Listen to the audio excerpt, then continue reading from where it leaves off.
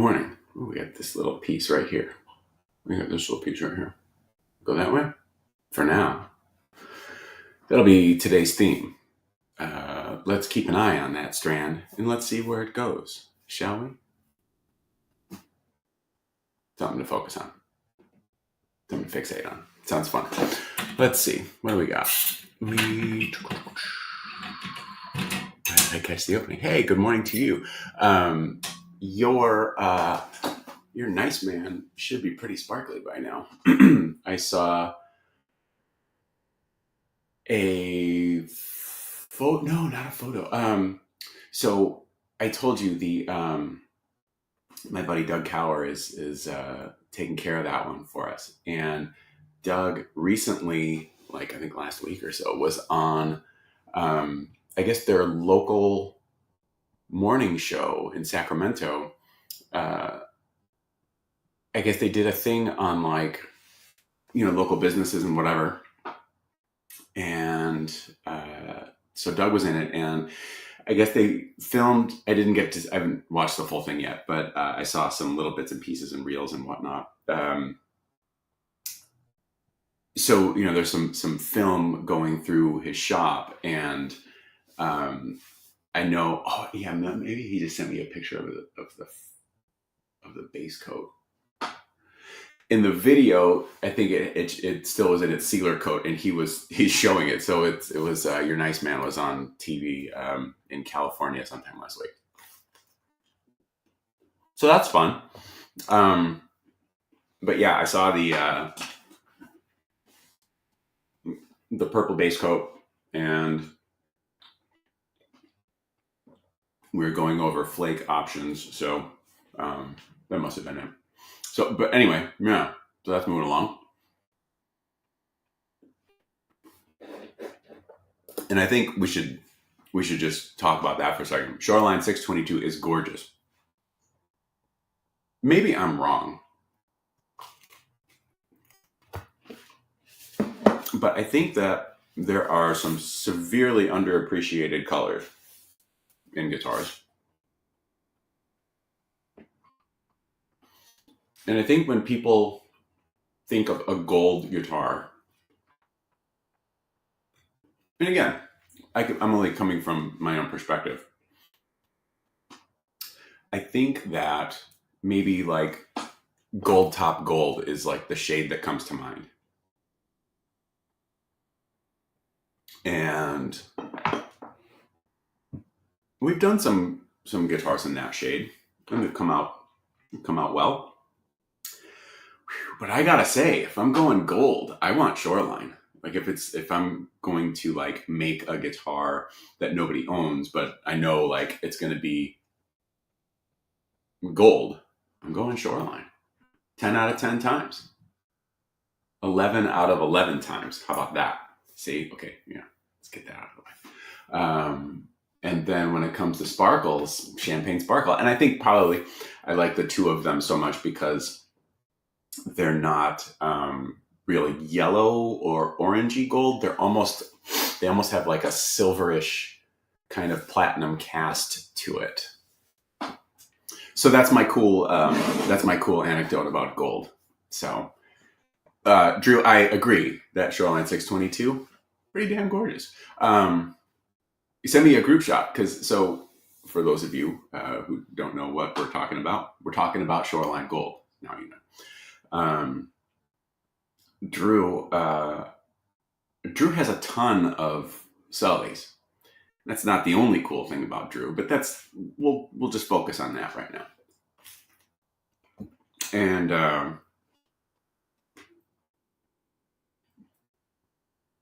you gotta be close to like 8 or so, right?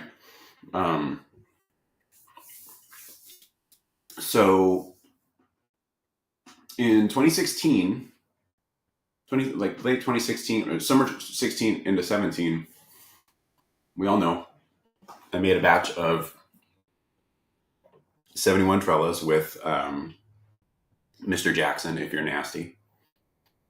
And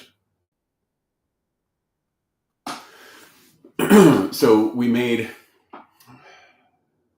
15 complete guitars, and then I had some like bodies and necks that were used later and completed later, not much later.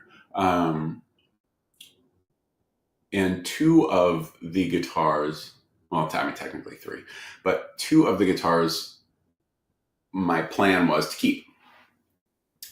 And so I wasn't really sure of the colors that I wanted to do until I was. And one is the blue pinstripe trella, which I love, love, love.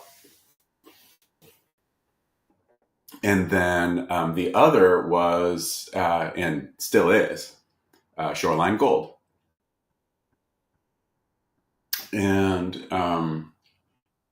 that one I took to NAMM. And that one I did sell, and Drew owns it. And recently, when we let the 622 FRs out into the wild, open them up for ordering, Drew ordered he wanted to have a 622 that kind of matches the 71 Trella in Shoreline Gold. So that's what we did. And so you got to send me a group shot of the two of them together, because that would be pretty cool. It'd be nice to see. So there we go. Good morning to Hank and Polly P in the garage. It's got to be, is it chilly? You're in like Massachusetts. Finally awake early enough for a Sully Live. Well, congratulations. And Gary, your Raven, we're sending that off to, that one's getting painted. It's going to go into the paint process. It'll begin the paint process Monday. I'll send you a photo of it in its woodwork state before we do. Morning.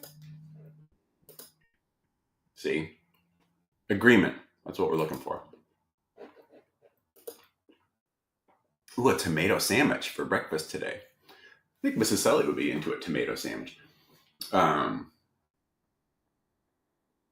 Yeah, nice. What up, food face? I like it. Good morning to you. This story also always makes me feel bad. Which one? Oh, what? Wait. What did I do? The story of the guitar? The trella? Shouldn't. Greetings to Wisconsin. Oh, whew. Heated. Working on the thickness planer. What's up, planers? Man. My planer,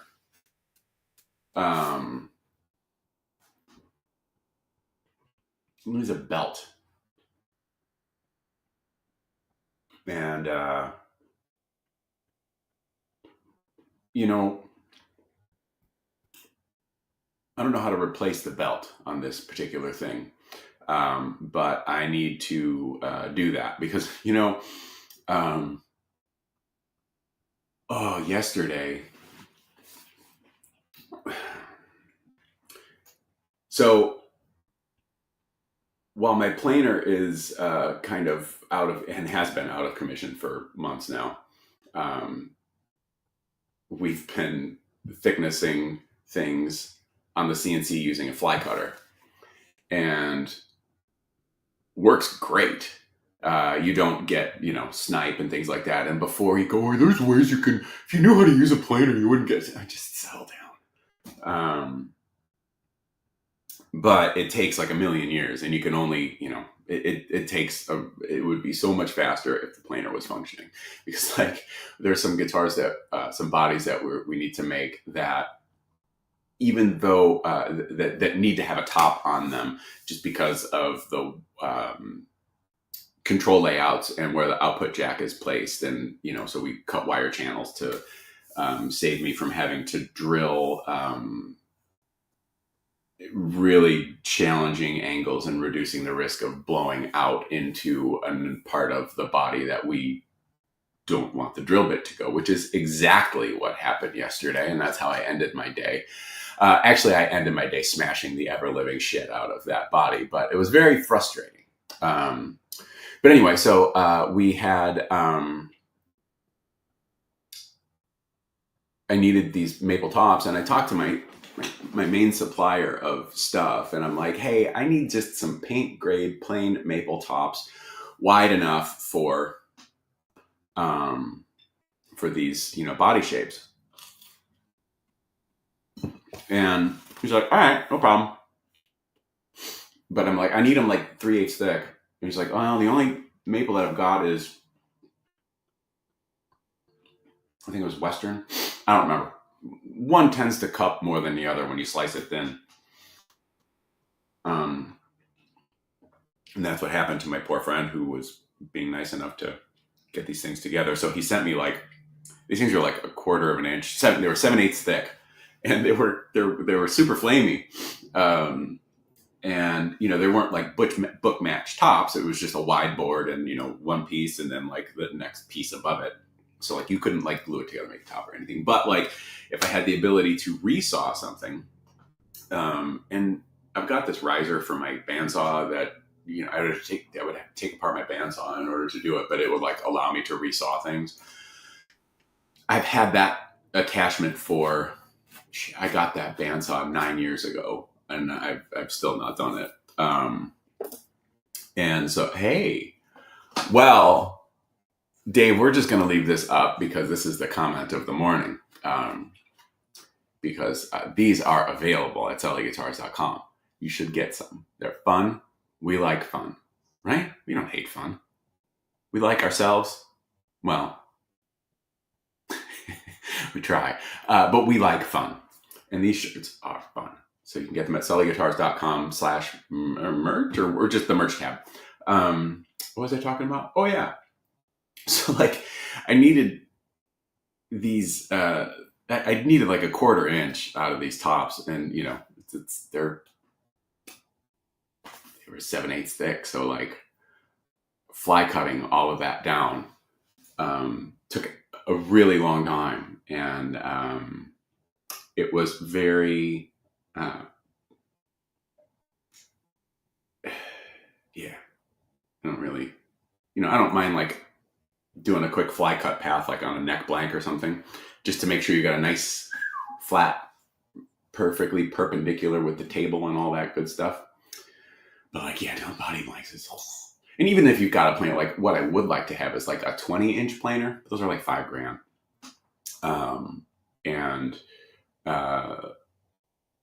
Yeah, because like even if our planer was functioning when we glue the things up, they're still they're not perfectly flat when you glue them because they're just not. You still have to fly cut them, but like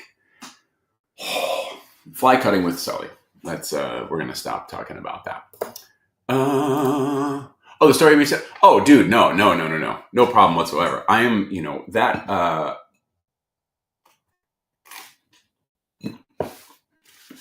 I'm often asked,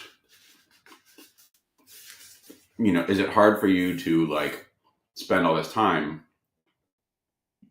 on making a thing and then sending it away? No, not usually.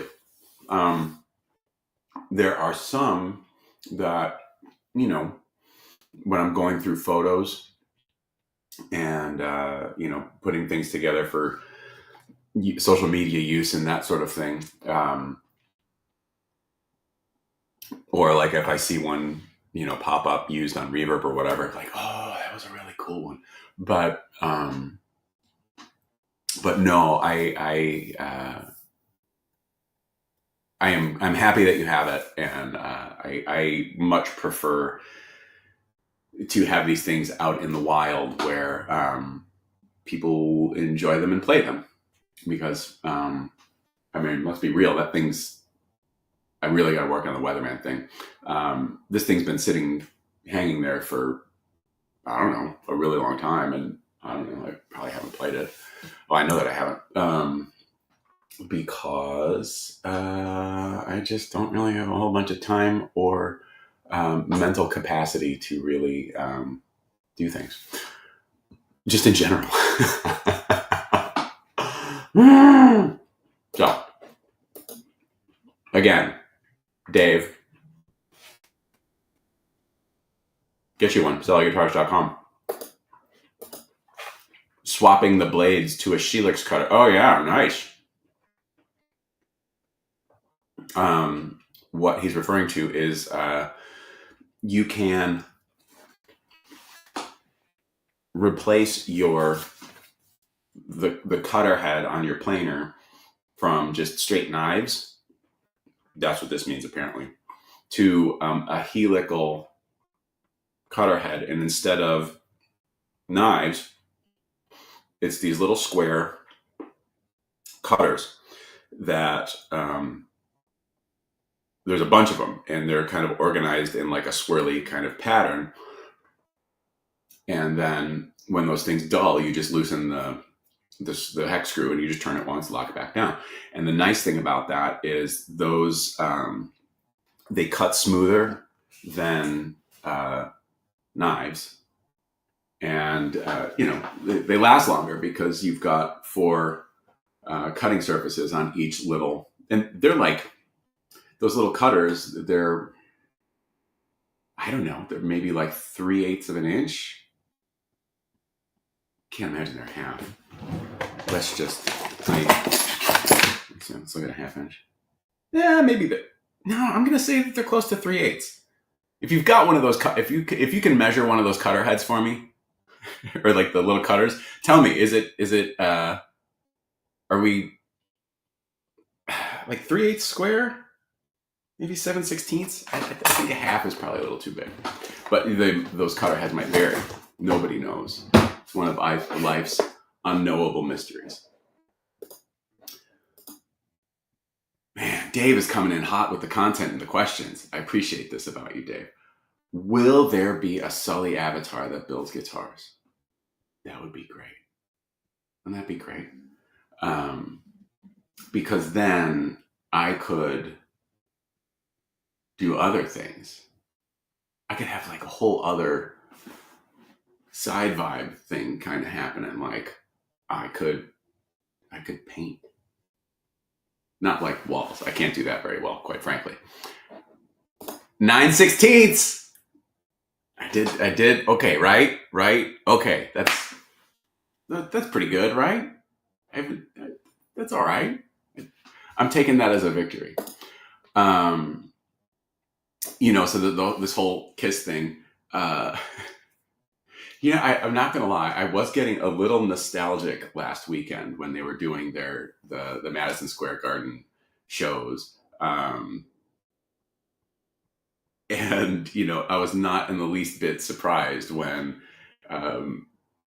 that Saturday, their website was updated to like the new era begins, and there's like this whole countdown. I'm like, of course, because like they never said they were retiring, and I don't know. I kind of thought that they were going to have like other, maybe like kind of tribute bands that would be like a traveling Kiss show, or you know what I mean. Because like you could get like some 25-year-olds, throw them in like the Dress to Kill era tour, and you can like recreate that tour. It's a residency. They play the stuff, and that could be like it's not really any different from like a musical performance, or you know what I mean? Like it's not necessarily, whatever, who cares? I was wrong. But yeah, the Avatar thing, I don't really have an opinion on. I mean, like I don't care. And I don't mean like I don't care what is your, but I mean I guess I don't. But like what does that look like? Is it like watching a movie? Seems like it would be. And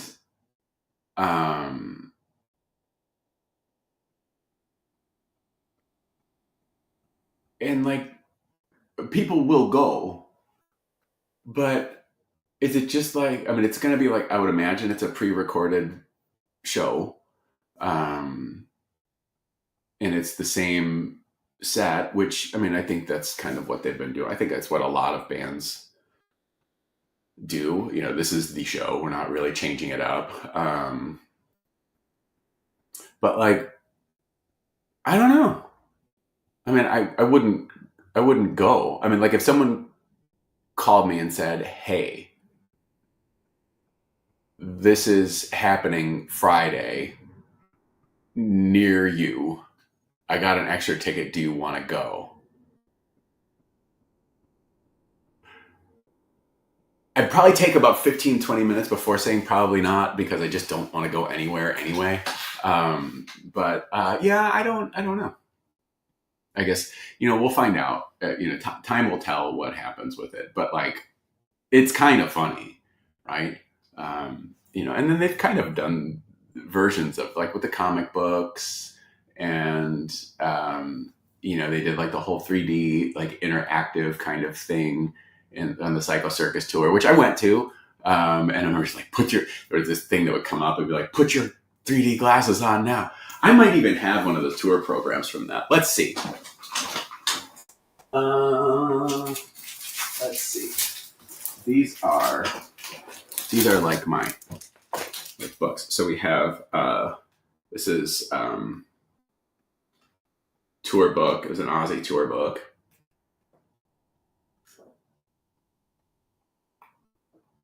Okay, cool. Where they spelled Randy's last name wrong in the program.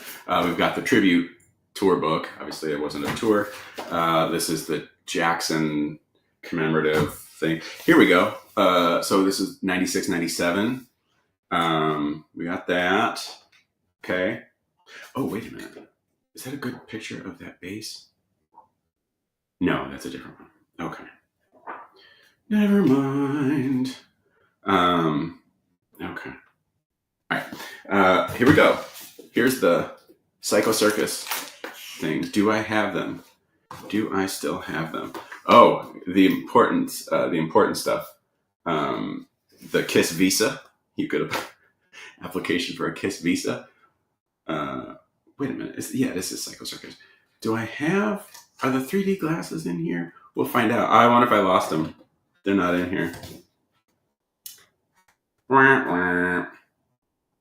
That's too bad. I am kind of surprised that I don't still have them in here, though. I mean, I've got the credit card application. And then this is the worldwide tour book. Someone gave me this, Girls tour program from 87. I didn't actually go. That was one of the only ones that I didn't go to. Got the merch thing in it. Yeah. And then this really cool Alex Ross Batman comic. Anyway, okay, wasn't that fun? Let's see. Yeah, gotta live indoors. Here we go. The KISS AI will be the Skynet that turns on the humans. There was a meme and I thought of this over the last weekend. It's very much like Kiss Meets the Phantom finally came true, where the Devereaux made, Kiss robots to take over the world. So, that could be, I'm not saying that Kiss Meets the Phantom was predicting the future. But I'm also not saying that. I mean, like The Simpsons have predicted the future on numerous occasions. So, I mean, who knows? Maybe Kiss Meets the Phantom also falls into that realm. Nobody knows. Ship, good morning to you. Huh. All right. So that's exciting. Let's have some coffee. We've already talked about the shirt, but have we talked about Sully Guitars coffee mugs? I mean, that's a bitchin' coffee mug. And the thing that people often say about the Sully Guitars coffee mugs is that they are the proper scale length for coffee. I'll use this as a comparison. Like, I'm not judging. There we go. I'm covering the label on this other one just because, I'm not faulting this mug, but like, okay, so the bottoms are lined up. Like, you can clearly, that's where you want to go.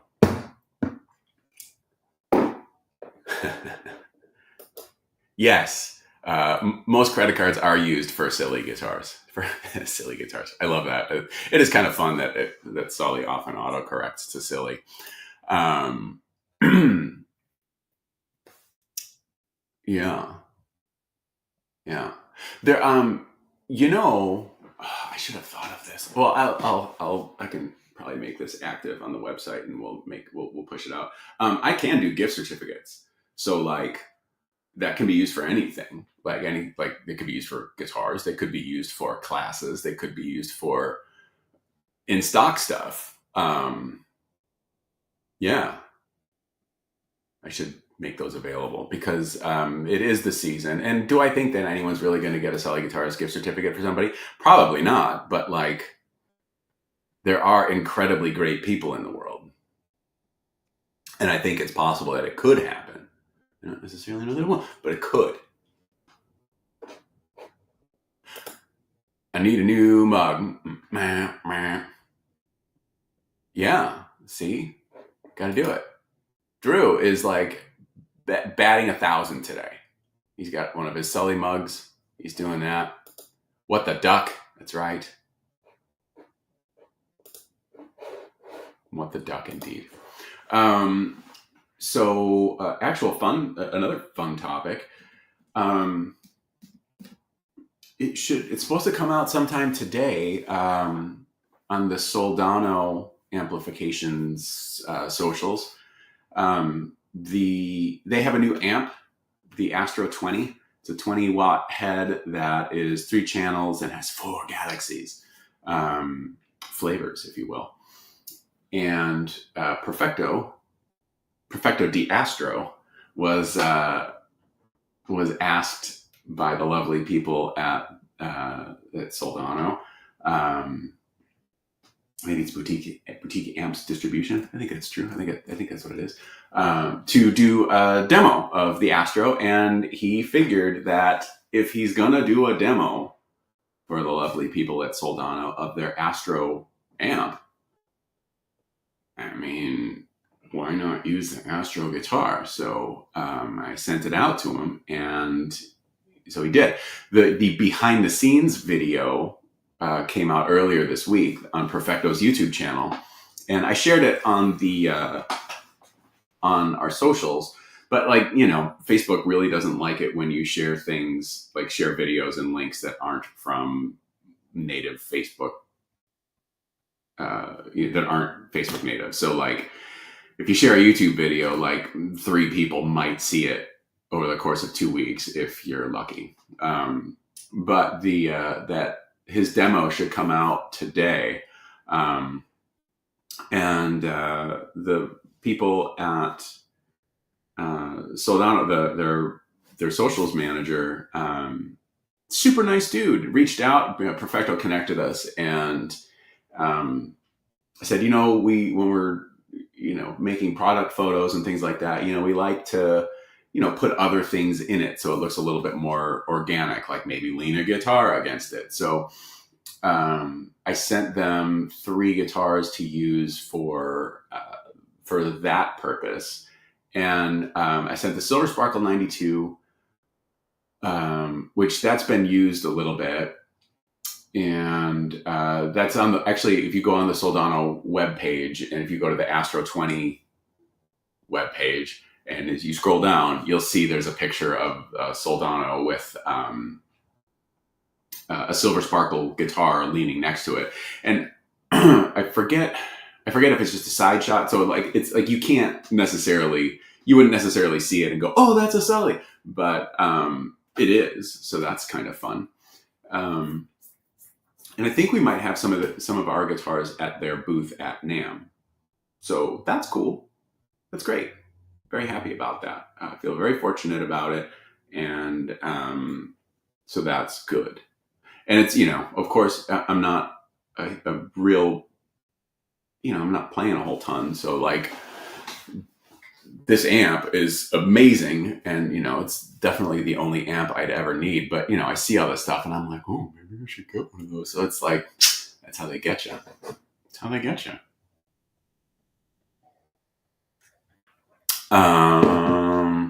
Oh, Annie loves the Silver Sparkle 92. I have an odd relationship with that guitar. There are ones that I have odd relationships with. That one is one of them. Plays great. Sounds amazing, but yeah. What else? As far as the Astro goes, I accidentally designed the bass version of the Astro. Looks pretty cool. Like, I think it'll make a really cool bass. Yeah. Any updates on the current CS run? Only that they emailed me this morning to let me know how much the whole run is going to cost me. So that's usually a good sign for somebody. But no, they haven't. Well, let's put this back here. So I think I have a history of oversharing things on doing these things. Some people call it transparency. Me, I just, we'll call it just being transparent. Normally I submit the order and then they give me a production date. And I have not been given a production date yet, even though although I think that will be coming. I mean, if I just respond to the email that I got this morning and say, okay, cool. How, do you have a production date? There were some components to the guitars in this run that they needed more information on. And that information took a while for me to get to them. Not because I was slow in responding to an email. It was because that information was not my information. I am being a little vague about this on purpose, but basically, I had to was relying on others for specific information that I could then relate to them. So then we could move forward. That info has been relayed as of last weekend. So I will probably respond back to them on Monday, because I really try not to do like businessy stuff on the weekends, although I do. But yeah, so I should have a production date pretty soon. Their turnaround times, are markedly better than like the last one, so that's good. As things have gone back to normal. But yeah, they're with putting together a run. There are some, I don't want to say moving parts, but it's just like other bits and pieces that have to come from others. Like for example, like the factory that makes the Conspiracy Series guitars, it's not like they have, and I don't think anybody assumes that they do, but it's not, well, here, we'll just leave that up there. It's not like that factory has all of the components on hand at all times waiting for someone to place an order. And again, I don't think anybody actually expects that, but certain companies, like, for example, if I were to place an order with Seymour Duncan, their general turnaround time for OEM orders is 12 weeks. Granted, I have a lovely relationship with the people at Seymour Duncan, and it usually doesn't happen. I can usually get something a little quicker. I'm glad to have that relationship with them now. But if they're providing, like, if we're to, so there's that 3-month, window. So like, they have to kind of plan for it, and things like, oh, here, let's see. Does this have one of them? Yeah, it does. So here's a 71 SD. This little guy, that string retainer, I designed that. And, I mean, you don't have to congratulate me or anything. I mean, it's cool, but, they need that. So I had to draw it, and then they had to make it. And, granted, it's not like those things take, 6 months to do, but it is, part of the process. And I know I can. No. But anyway, you get the idea. So I should have a production date soon, and I will relay that as I have it. French toast or eggs Benedict, and why? I would have to say French toast.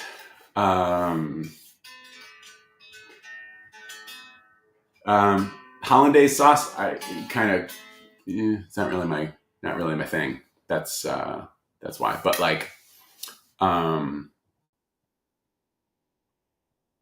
yeah, I'd say French toast. And my dad has a good French toast recipe that, and it might be just everybody's French toast recipe, but I'm not going to give it to you. Tim, good morning to you. Everybody say good morning to Tim because he said good morning to all. Good morning, Tim. Those string retainers are genuinely amazing. Way cooler than ferrules. So you want to have here? Let's talk some fun stuff. Let's talk about why those things are there. Because and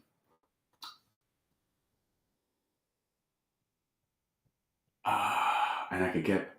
I don't feel like digging in there for it. All right.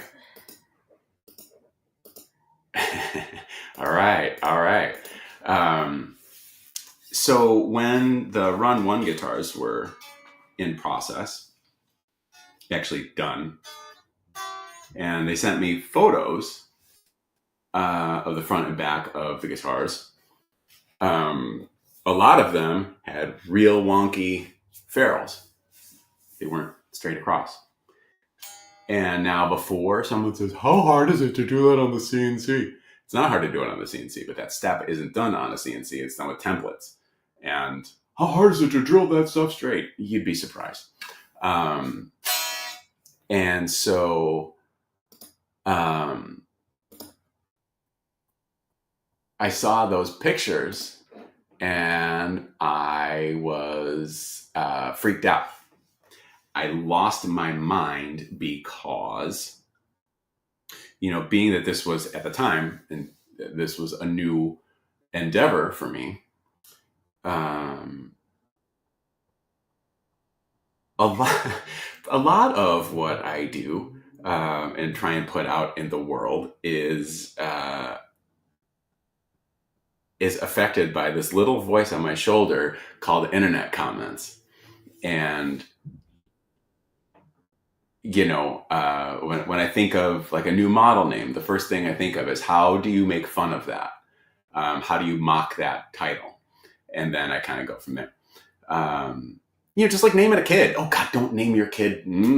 They're gonna get punched. And then like we're all gonna get punched. Really, it's just a matter of time. So I see these things, and I'm like, oh no.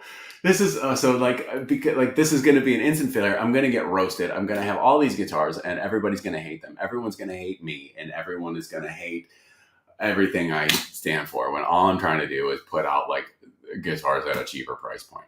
And so I responded back to my contact with like, hey, what the hell?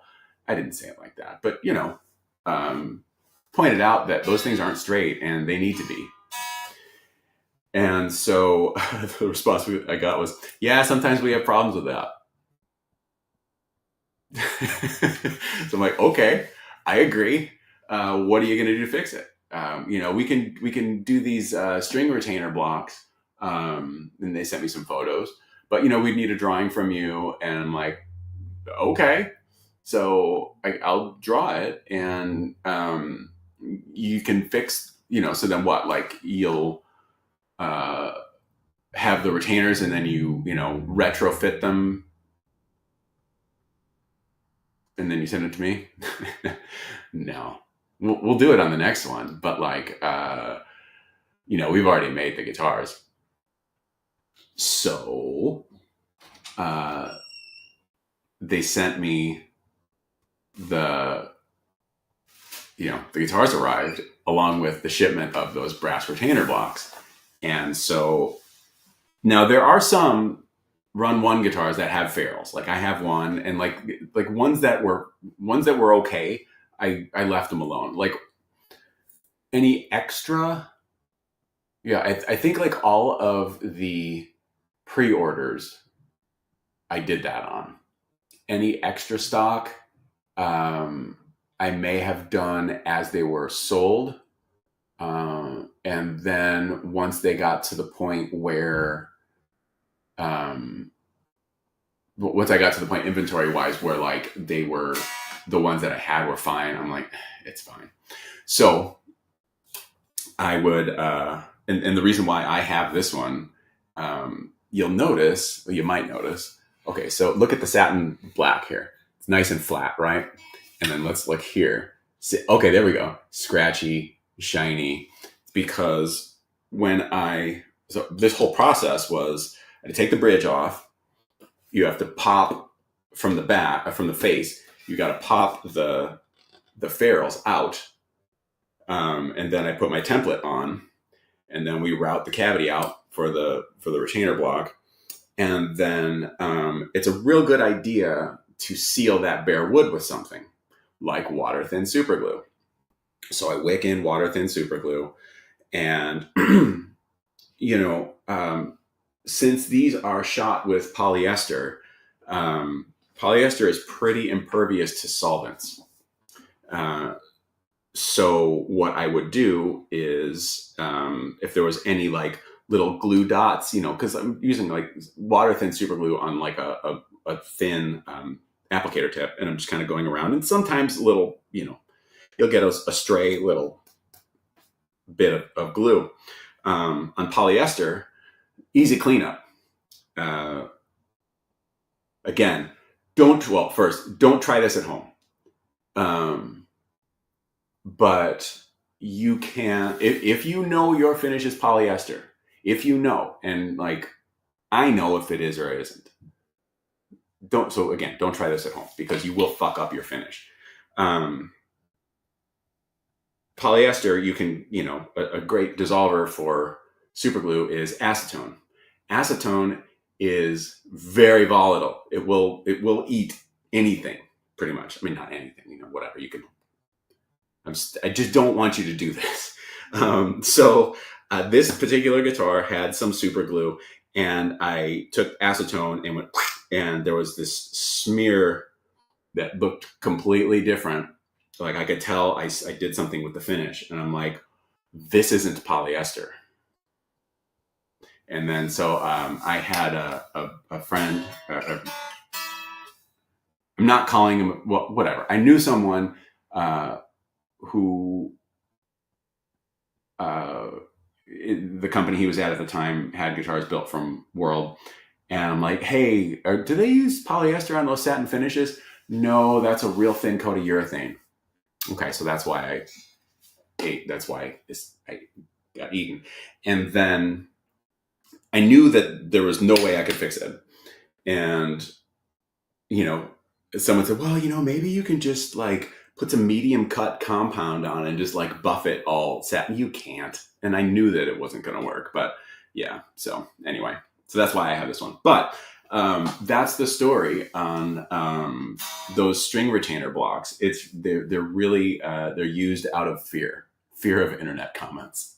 So I still use them on guitars because like ones that we make, because I think it looks nice, and that's important to me. But like I don't have 7-string sized blocks, so 7s will have ferrules, and like those are done on the machine, so those are nice and straight. So don't worry, Evan. Yeah, that's the story of the string retainer blocks. Yeah. And if there's and I think that's kind of also one of the benefits of why you might see certain manufacturers, like if they've got like a string through, it might have like 3 and then 3, like a staggered kind of thing, because it's easier to get 3 in line with each other than 6 if you've got to do it by hand. Yeah. String through holes. Yeah, that's the thing that'll keep you up at night, or at least me, because I'm crazy. Love your work. Been following since the first LP repair. That was a very long time ago, but thank you. You know, it's. I'm gonna. I had posted a. I did a video, like a reel, on Facebook and TikTok and Instagram, and it had a very Sully's Guitar Garage feel. So it's a possibility that I might dust that intro off for putting it on YouTube. Might not. I probably will. Morning to all from Middle Georgia. Everybody say good morning to Middle Georgia. Hi, Mike. How are you? How many Sully guitars should one use to record a full LP? Probably about 12 to 16. Or, you know what? Let me see. The answer is the number of guitars that I have available in stock. That's the answer right there. So there you go. And see, Ship's got the answer. All of them. And good morning. Now, Sebastian is in Germany. So this is like a full-on, everybody's all over the place, around the world, checking in. And I like that. We've got Middle Georgia. We've got Germany. What else do you need? Good to know the 7 Woolly Ferals. Opinions on the new Graphtec non-locking nut for Floyd Rose guitars. That sort of thing has been a thing for at least 20 years. There was, I used to be able to get it from All Parts. And it was made out of something called ebanol. Ebanol, E-B-A-N-O-L. Sully likes to spell. I've never used them. I think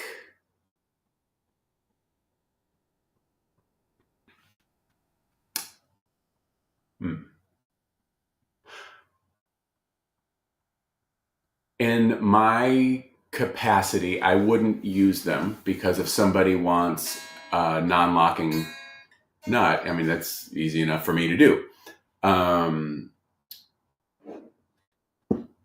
I think if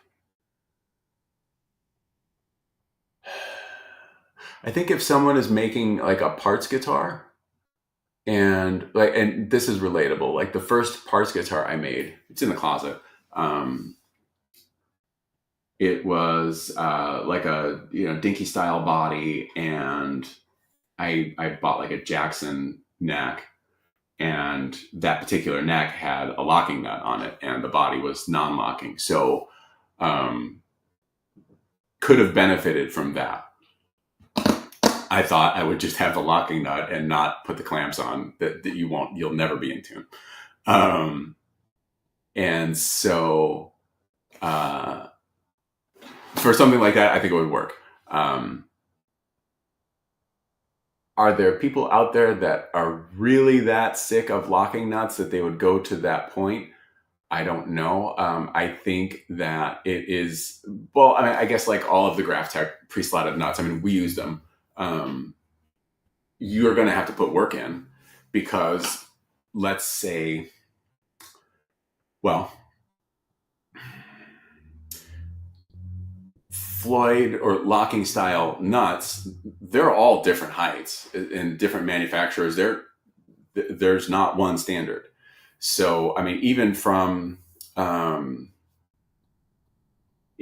Rose themselves, like an R3 nut, an R2 nut is shallower than most of the other ones.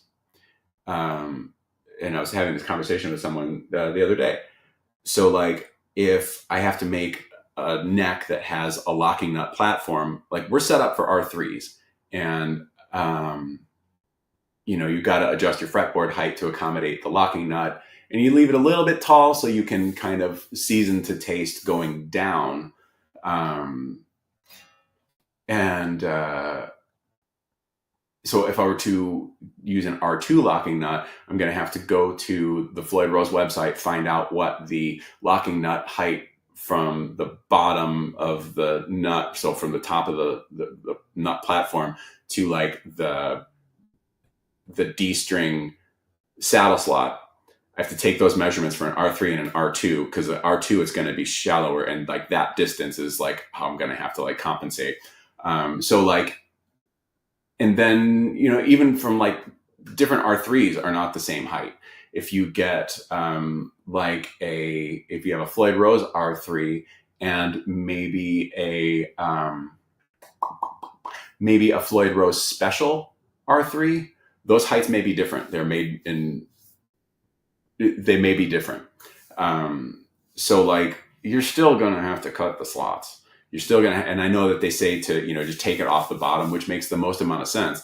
But like, you're also going to have to make sure that if you do that, so this is we're looking at a surface that's about 5 inches, 5 inches. That's about 5/8 inches by almost 1 3/4. And you've got to sand that thing on a perfectly flat surface. And you're going to need more height on the bass side than you do on the treble side. So you're probably going to, you know, it's going to be a thing. Now, I haven't spoken with anyone about at GraphTech about it. It could be a completely, you know, painless kind of thing. I'd say that anytime, you know, like even if you buy like a pre-slotted nut, you have to dial those slots in, and it's never going to work perfectly for your guitar right out of the box. So that's my thought. Somebody needs to buy that Sully Raven. That's true. However, if someone wants to hold off a little bit, that would be okay, because that is going to be one of the guitars that I'm sending to our friends at Soldano to have at their booth. We've got Seattle. I like it. We've got northern Minnesota. Everyone is really nice in Minnesota. Go to Minnesota. You'll see. Sully Raven is a stunner. Can confirm. That one is, there's a good chance that I'm going to keep that one. Good morning to all from the Chicago burbs. And now I know that Drew is in the the suburban Chicago. Godzilla Jesus, what suburb are you in? Are you in DuPage County? Are you in Cook County? Are you in McHenry County? Probably not. I mean, you could be. I don't know. You'd be traveling. I don't know your life. Will, good morning to you. Haha, Minnesota, nice. Minnesota, everybody is really nice.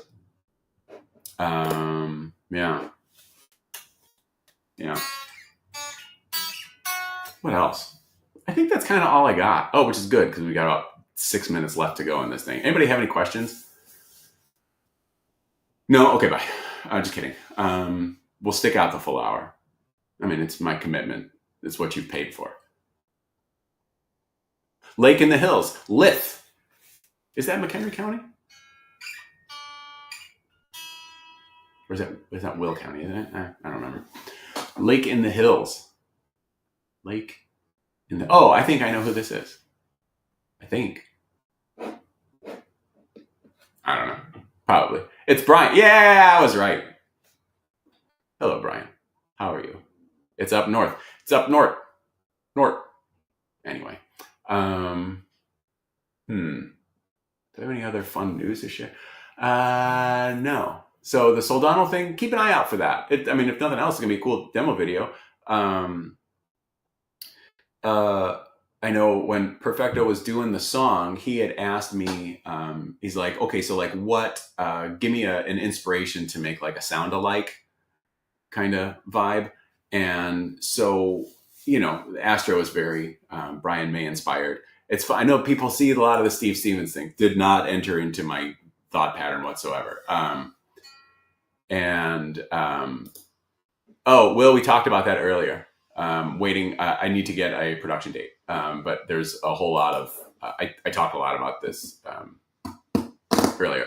So Perf asked, he had wondered what song I might like to do a sound alike thing, and I was listening to Queen's "Fight from the Inside" um, off a News of the World album earlier in the week, and I had listened to that, and if you don't know the song, go listen to it. It's kick ass. It's a Roger song, and Roger's singing it, so it's got a little bit of a different vibe. And I think Roger plays guitar on some of his stuff, so it's a little bit of a different kind of vibe. And I remember listening to it, and I'm like, holy crap, this would be a perfect song for Andy to cover as like a Black Sugar Transmission kind of thing, because like it's right up his alley. And so I messaged him, and I'm like, how have you not done a cover of this? And he's like, oh my God, I love that song. And so we just like freaked out over how awesome that song is. So when Perf asked, I to do it from Fight from the Inside. And you can watch his behind the scenes video. It's on his YouTube channel. You can watch it now. And so like he's playing, he's doing a playthrough of the song. It's totally got that vibe. So I love that. That is a great, yes, Emery, my favorite Queen song. It's a real good one. It was hard for me not to like when I got the first Astro completed. The first song I played on it was "Tie Your Mother Down" because that's just a fun riff.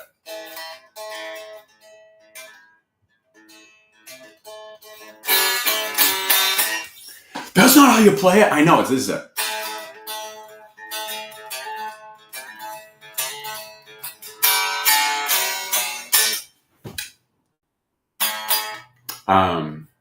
Yeah, "Tie Your Mother Down" is a fun riff. It's fun. You can just get it in. You just get locked into it. So Silver Sparkle Astro, black racing stripes, 3 P90s, 2-pneumatic bridge. It would be cool to do like the pinstripe style. Yeah, I mean it's fine. Yeah, totally cool with it. We're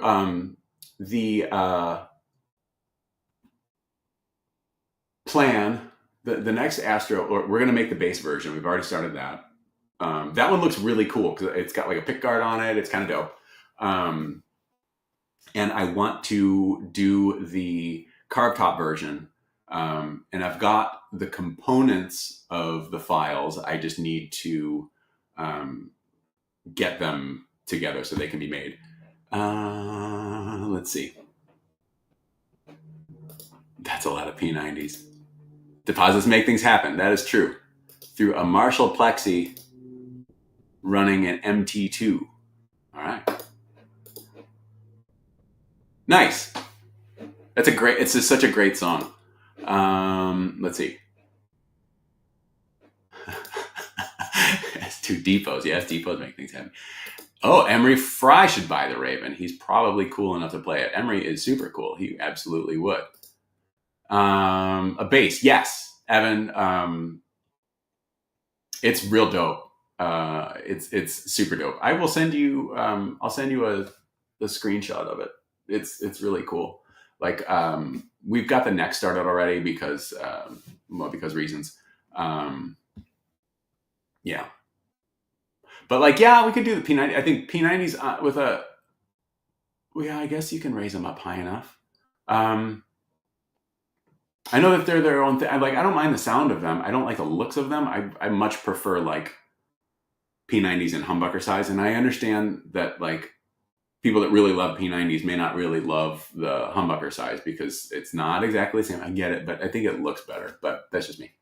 But I mean, like they have their own look. So, yeah. But yeah, dude, I would totally make that for you. It's not a problem. Yeah. Actually, shy about 3. Okay. 9 seconds left. We've like a picnic blanket. We've covered a lot of ground. I hope you have a lovely day. Watch for that Soldano video. It's out today. Bye.